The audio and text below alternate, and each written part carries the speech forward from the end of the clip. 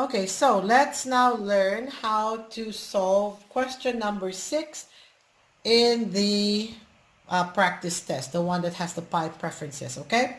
So check out the pie chart. Miss, where's the pie chart?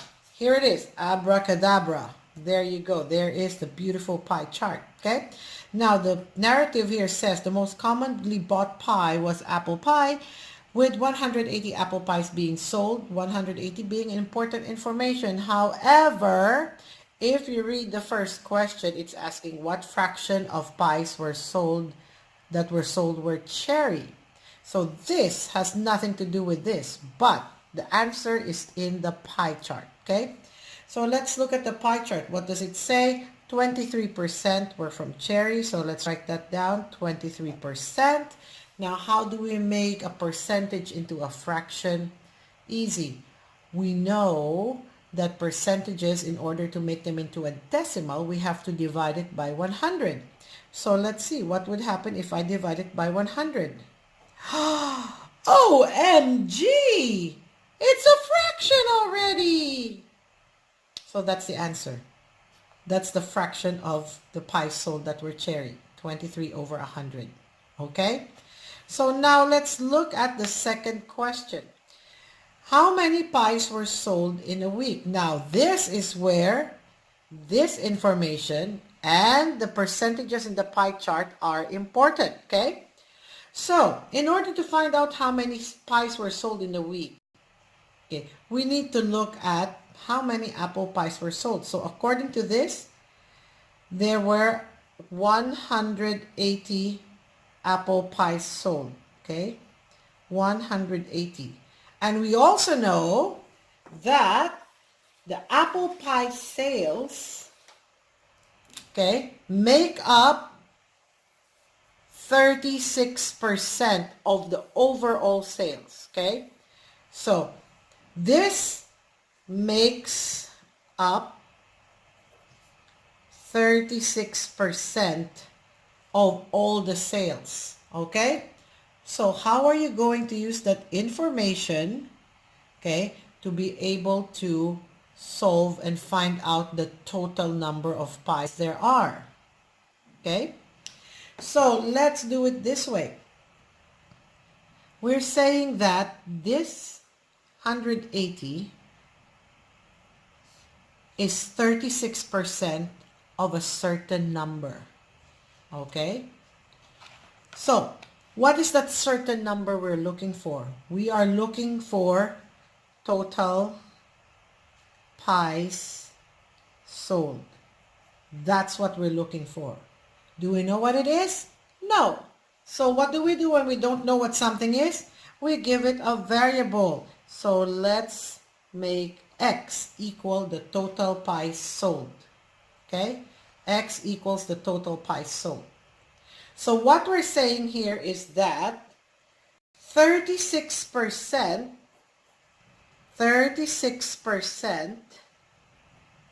of total pies sold is equal to 180. Okay? What are we saying here? We know that 180 apple pies were sold, and we know that this 180 is 36% of the total number of pies sold. Okay? So we're saying now 36% of the total pies sold is 180. So how do we solve for that?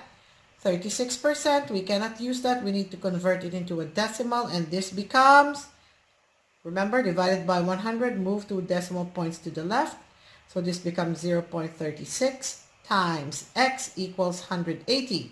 Now, how do we isolate the x? Since this is multiplication, we use the reciprocal operation, which is division. So divided by 0.36.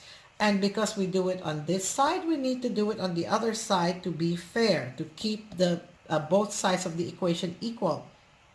Okay?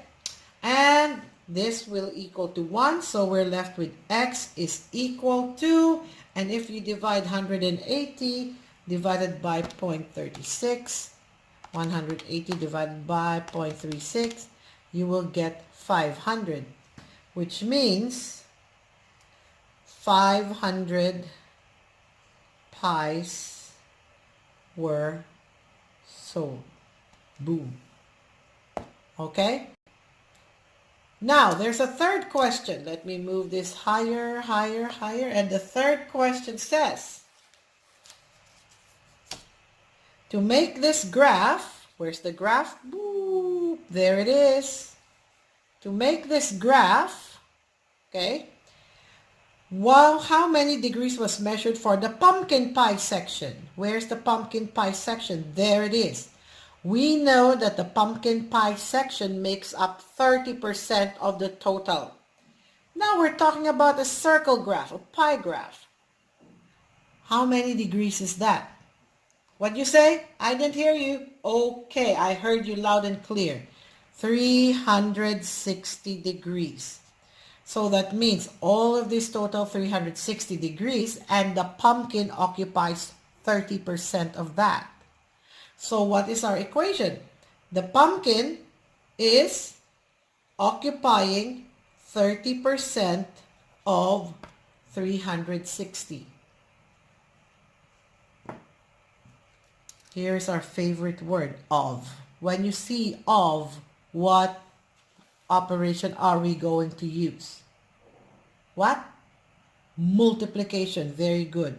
So now we have 30% of 360 degrees. Again, we cannot multiply by a percentage. So this becomes 0.3 times 360 degrees.